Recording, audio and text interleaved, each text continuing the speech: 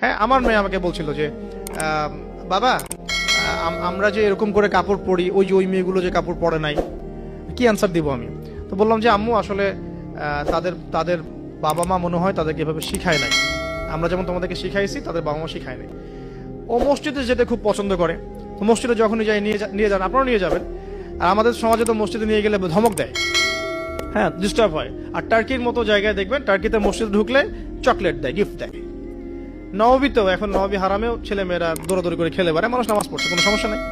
আপনাকে as a friend জগৎটা থেকে বুঝাতে হবে যে বাবা মা, আসলে জগতে ভালো মানুষও আছে, পচা মানুষও কিন্তু আছে।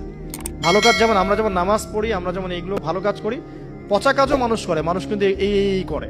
বাচ্চা কিন্তু প্রশ্ন করবে, বাবা এটা কেন, ওটা কেন, আব্বু এটা কেন, ওইটা কেন। সব প্রশ্নের উত্তর আপনাকে দিতে হবে।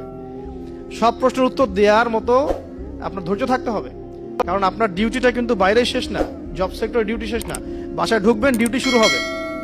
বাসায় ঢোকার পর ডিউটি শুরু হবে। মেয়ে প্রশ্ন করবে, মেয়েকে নিয়ে ঘুরবেন, কথা বলবেন, তাকে জগৎ চিনাবেন,